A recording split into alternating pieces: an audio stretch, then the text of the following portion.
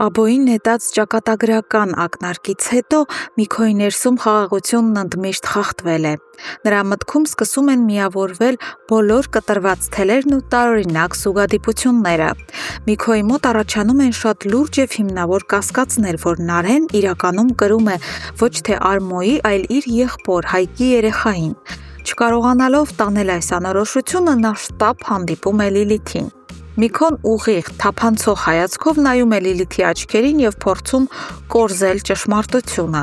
Նա հարցնում է, թե արդյոք Լիլիթն ու Սոնան երբևէ խոսակցություն ունեցել են Նարէի հղիության իրական մանրամասների մասին և ընդհանրապես ինչ հարաբերությունների մեջ են այժմ Նարէն ու Արմոն։ Լիլիթը անակնկալի գալով այս անսպասելի ու վտանգավոր հարցադրումներից լայն բացում է աչքերը և պնդում, որ ինքը բացարձակապես ոչ մի բանից տեղյակ չէ։ Սակայն Միքոյի սուր բնազդը հուշում է, որ այս խճճված պատմության մեջ դեռ շատ մութ անկյուններ կան։ Մինչ Միքոն փորձում է գտնել փրկության ճանապարհը, Ադամյանների տանը զարգանում է իսկական մահացու սցենար։ Արմոն հերթական անգամ արժանանալով Նարէի կոշտ մերժմանն ու զզվանքին, վերջնականապես կորցնում է մարդկային բանականությունը։ Նրա հիվանդագին ուղեղում ծնվում է ամենադաժան որոշումը։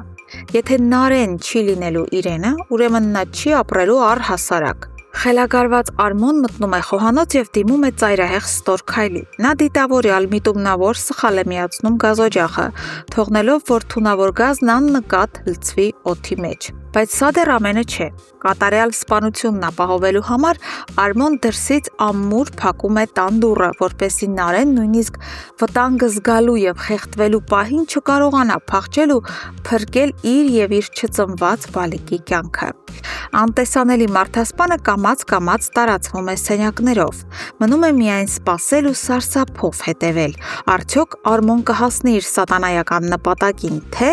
հրաշքը կփրկի Նարէին։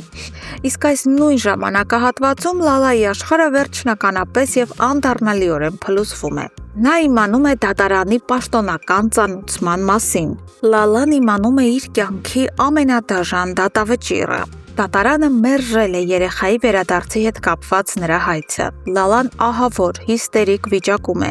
Նա ծնկի է գալիս, արցունքները խեղդում են նրան։ Նա հաստատ գիտակցում է, որ Սաքոն իրագործեց իր սպառնալիքն ու ամենավատ բնութագիրը տվեց դատարանին։ Լալան հասկանում է, որ հավանաբար այլևս երբեք չի կարողանա վերադարձնել իր Արիանը և լինել նրա կողքին։ Անսահման ցավը վայրկենապես վերածվում է կույր,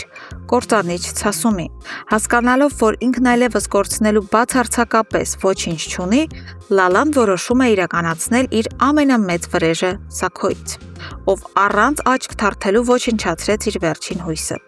Նա վերցնում է հեռախոսն ու ձայնային հաղորդագրություն է ուղարկում Հայկին։ Այդ հաղորդագրության մեջ հնչում է այն խոստովանությունը, որը տարիներ շարունակ թաքնված էր արյան ու ստի տակ։ Լալան հայտնում է, որ Հայկի հորն իրականում սպանել է ոչ թե Քաջիկը, այլ անձամբ Սաքոն։ Հազարավոր կիլոմետրեր հեռու Հայկը միացնում է հաղորդագրությունն ու լսում այս խոսքերը։ Նա պարզապես կատարյալ շոկի մեջ է։ Նրա ուղեղում վերարթնանում են անցյալի բոլոր մղձավանջները, իսկ Սաքոյի հանդեպ ատելությունը հասնում է եռման կետի։ Հայկը ի սկզբանե ծրագրել էր ընդամենը 2 օրով կարճատև այցով վերադառնալ Հայաստան, սակայն լսելով այս ճակատագրական լուրը, նրա աչքերում սառը դատավճիռ է կարդացվում։ Նա հասկանում է, որ վերադառնալու է և վերադառնալու է շատ երկար ժամանակով, որպեսզի սեփական ձեռքերով մաքրի հաշիվները և ոչնչացնի Սաքոյին։ Սիրելի հետևորդներ, սերիալը թևակողում է աննախադեպ լարվածության փուլ։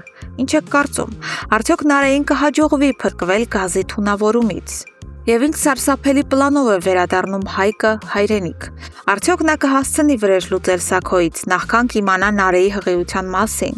Անպայման կիսվեք ձեր կարծիքներով և կանխատեսումներով մեկնաբանություններ բաժնում։ Մենք ուշադիր կարդում և քննարկում ենք ձեր յուրաքանչյուր դիտարկումը։